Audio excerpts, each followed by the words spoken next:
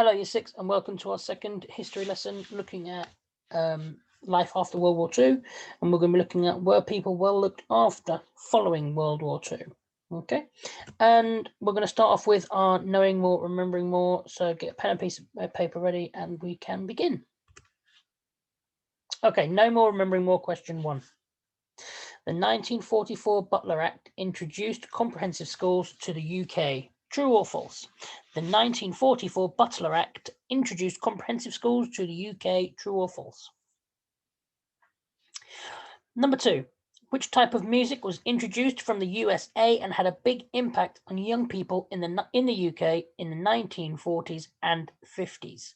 Which type of music was introduced from the USA and had a big impact on the young people in the UK in the 1940s and 50s?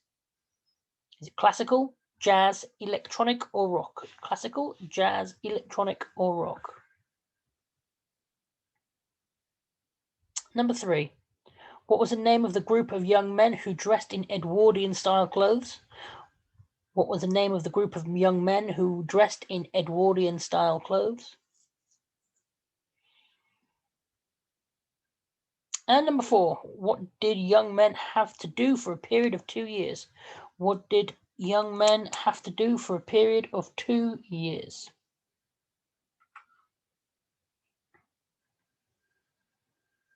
Okay, let's go through the answers. Right, so the 1944 Butler Act introduced comprehensive schools to the UK is false. It introduced reforms to the education system. Number 2, which type of music was introduced from USA? It had a big impact on the young people in the UK in 1940s and 50s. It was jazz. Number 3, the name of the group of young men who dressed in Edwardian-style clothes were known as Teddy Boys. And the young men did what the young men in the UK did for a period of 2 years was national service, and the age between 18 and 30. Okay, so our learning objectives for today is to know the different features of the new welfare state in 1945, to understand why the welfare state was introduced, and to evaluate how well people were looked after following 1945. Okay, let's have a look. Okay, so here's your knowledge organizer. You've got your National Health Service here, which was free healthcare, which was introduced in 1948. You've got grammar schools, which we looked at a bit last lesson, and national insurance, which provided sick benefits, pensions, and other benefits for those who need it. The Prime Minister who did a lot of the input of the welfare state and created it is called Clement Attlee. And the welfare means public or private aid to help people. Okay, so some of the vocabulary we'll come across today are welfare state, benefits, pensions, National Health Service, and social reform. So let's do a quick recap. What happened during the Second World War? So we've got 5 statements here. Who mostly worked on the military front? Who mostly worked on the home front?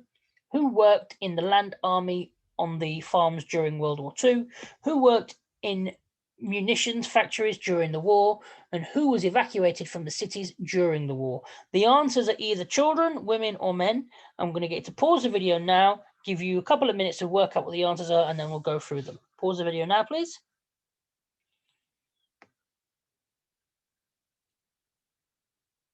Okay, let's go through the answers. Let's have a look.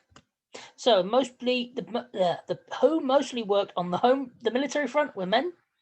Who mostly worked on the home front were women. Who worked in the land army on the farms during World War II were women. Who worked in munitions factories during the war were women. And who was evacuated from the cities during the war were children. So well done if you got the right answers. Okay, look at this picture.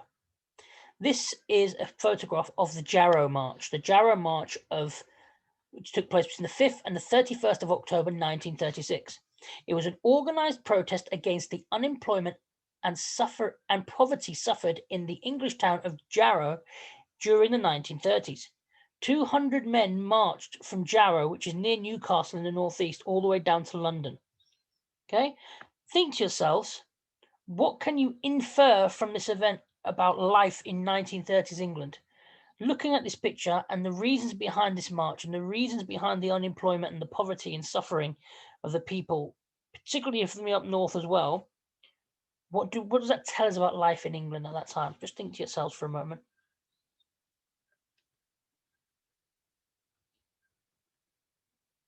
Okay, let's move on and we'll come back to this in a little while. So let's have a look. Unemployment and depression in 1930s.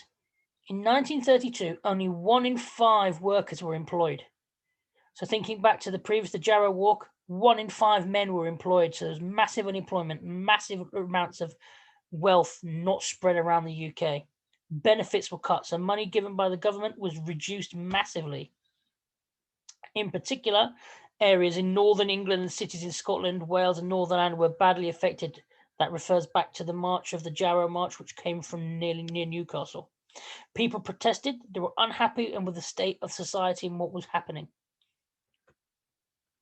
Here's a comic strip made for around that time. What can we learn from this comic strip about the life and attitudes after the war? Pause the video, discuss or have a think to yourselves, and then we'll discuss it when we come back. Pause the video, please.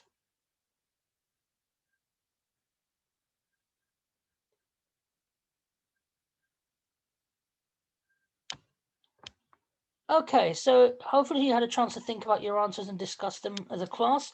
Let's have a look at them. Let's start with the 5 big people, the larger characters across the top. You got the first man saying, what's the good of looking for work? So he's unemployed, he needs a job. The person next to him, I can't make ends meet, don't have enough money to survive. The man in the middle, if I only felt a bit better. Well, that means he's ill, he lacks health care. The man with the pipe, what was good enough for my father is good enough for me. So lack of education, no aspirations. And then the last one, we've always lived in 2 rooms. So again, not enough living space to survive healthily. And then you've got all the small characters across the bottom. The government ought to, the country can't afford to. Why doesn't the council? It's a matter for parliament. Book learning won't help. All of those things are the government and the councils making excuses for not trying to sort out the problem. Okay, so the Beverage Report. In December 1942, the government released a report authorized by Sir William Beveridge, in which he wrote, "A revolutionary moment in the world's history is a time for revolutions, not for patching." So what he said was, now the war was over, it wasn't about patching up the cracks and building on top of it. We had to make big changes, a big revolution and changes to the country to ensure that the country thrived again. William Beveridge believed that the government should help people when they are in need. His report outlined the most pressing needs of society at the time. He named them the 5 giants. So if we look back at this picture here, this actual comic strip relates to the 5 giants. Look at the drawings. Are the giants portrayed positively? They're all negative, aren't they? We've got no job, no money, poor health, poor education, poor living conditions. They're all, the giants are the big things that stand out that need addressing. Okay? What's really important is that we look at that. This report and this comic book strip really pulls out the issues that the country was facing at that time. Again, the giant, the first one, idleness, says being lazy, not having the ambition or drive. But if you think there's only 1 in 5 people had a job, is his idleness because he doesn't think he can get the job, or just there's not enough jobs around? The want, I can't make ends meet, not having enough money to maybe support their family or even just support themselves. Middle character, disease, being ill and unhealthy. The ignorance of the man saying, well, whatever's good for the past is good for now. Not having an education, not having aspirations. And then the last one's squalor, living conditions, dirty conditions, not having enough space, even just bathing and cleaning yourself. This was another comic strip. Okay, it has the bold man behind the counter. He is a Conservative MP, and you've got, or the Conservative government, and you've got the 2 customers on the other side. He's shouting at him, "What do you mean you're out of stock? I've paid twice for those goods. once in 1914 and again in 1939. So behind the counter here, you can see all the goods, the decent schools, the good homes, the fruits of victory reserved for the rich and the privileged, the jobs and the proper medical attention. What do you think this picture is telling you? Pause the video, have a think, and we'll go through it. Pause the video, please.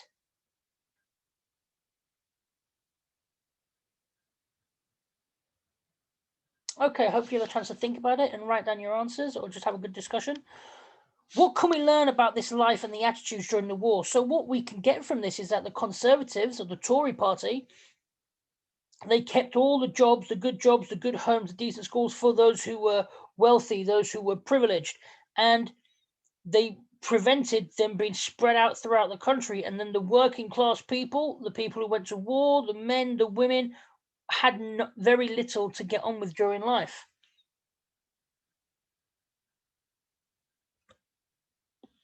So what happened? Were people well looked after in World War II? Well, in 1945, the Conservative Party were beaten and the Labour Party won the general election, and the Prime Minister was Clement Attlee. So from then on, he used the report to make massive changes to the country. 1945, the Family Allowances Act was passed. So the Family Allowances was money for families for food and clothing. The National Insurance Act was passed in 1946. That was for pensions and the sickness benefits. So when you retired, you also got money for your efforts to give into the country. And if you were sick, you also got some payment. It wasn't just if you didn't work, you didn't get paid. It was if you didn't work because you were sick, you still got some money to help keep you going over. 1946, the Industrial Injuries Act passed, which meant if you were sick at work, then you would get help. The New Towns Act was also passed in 1946, which was new housing for people. It was built and they were put into new homes, so they tried to reduce the number of homelessness in the country and better living conditions for those who had poor living conditions. In 1948, the National Health Service was set up, which was free healthcare for all. And in 1948, the National Assistance Act was passed as well. Okay. So Clement Attlee made huge changes in 3 years to help the people of the country. He helped revolutionize the country and getting it back on its feet after World War II. But also at the point, we still had rationing. Doing all those changes still didn't make much change to the amount of food that was still coming into the country. So have a think. What do you think happened here? What do you think the changes were with rationing? Pause the video and have a think, and then we'll come back when you're ready.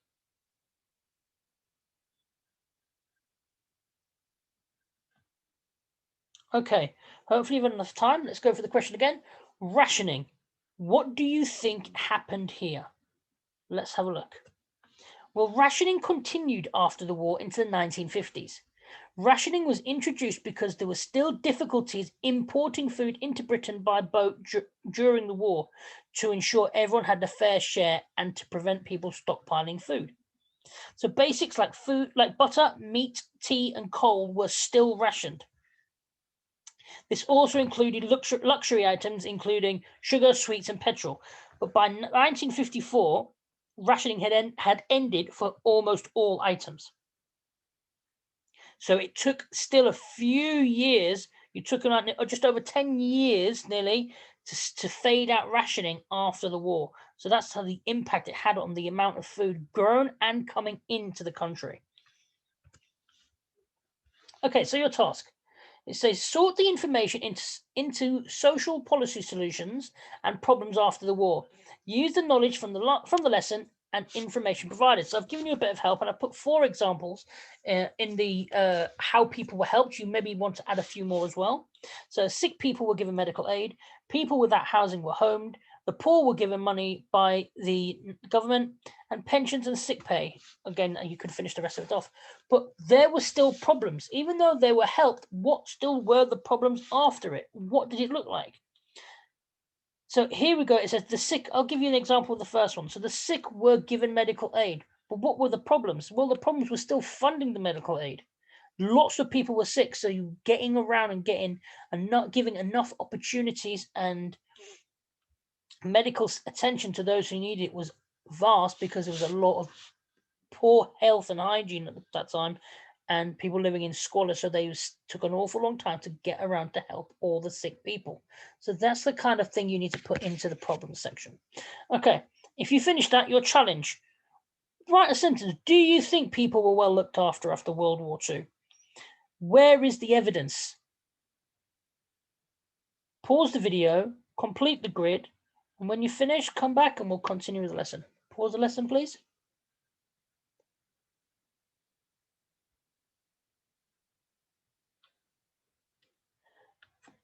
Thank you. Well done. Welcome back. Hopefully you've gone through and completed the activity on your piece of paper. Let's move on. Okay, so were people well looked after following World War II? Well, people were helped with benefits. If they were sick or didn't have a job, the government gave them money to help them survive until they managed to get one. Help was given to make sure that people had pensions when they were old age. Food was scarce. The government had to introduce rationing, which was still unpopular, but it continued for a long time after the war. People thought it could have ended earlier, but obviously the government felt that it needed to go on to ensure that everyone had a fair share of food. Some of the housing wasn't very good quality, and they couldn't build enough to keep up with what people needed. Many people were now able to see a doctor for the first time before they couldn't afford it. What was really good about the National Health Service, it was free. You didn't have to pay to see one, which is why there was a lot of poor health and injury across the country. Many people were still homeless. So all because of the fact that there were so many people wanted housing, they couldn't build houses enough. So the quality of housing that they were putting up wasn't magical, wasn't really good, but there was still a lot of homelessness. But the NHS was costing lots of money. 350 million a year it costing by 1950. This meant that the government couldn't afford to provide free access to dentists and opticians. So dentists and opticians, people still had to pay, but it was only medical, which is how when you pay your national insurance, parts of that money from your national insurance go to pay for the health service. So testing your knowledge. Let's go through the questions and then we'll check your answers. So question 1, which prime minister in 1945 set up the welfare state? Number 2, what did Beveridge identify as the 5 giants that were needed to overcome? Number 3, what did the British government do regarding food supplies from 1945 to 1951? Number 4, what is money paid to people who are ill, poor, or unemployed called by the government? Pause the video now, write your answers down, and then when you're ready, unpause and we can go through the answers.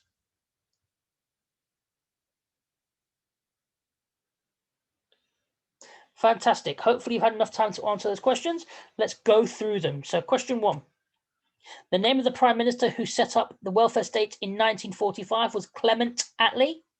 Number 2, what did Beveridge identify as the 5 giants that we needed to overcome? Was ignorance, want, squalor, idleness, or disease. So if you want to reword that, so your ignorance, you could say it was the lack of job opportunities, the want, which means money, squalor is the poor conditions of living. You've got idleness, was the not being bothered or for education, no aspirations, and disease was illness as well. Question 3, what did the British government do regarding the food supplies from 1945 to 1951? They continued with rationing until they got a good supply of food back into the country from importing. Question 4, what is the money paid to people who are ill, poor, unemployed by the government called? It is a benefit. Okay, that is the end of the lesson, Year 6. Well done for all your hard work. Make sure you do your Purple Mash quiz on this lesson, and I will see you for your next lesson later on. Have a good day, Year 6. Bye-bye.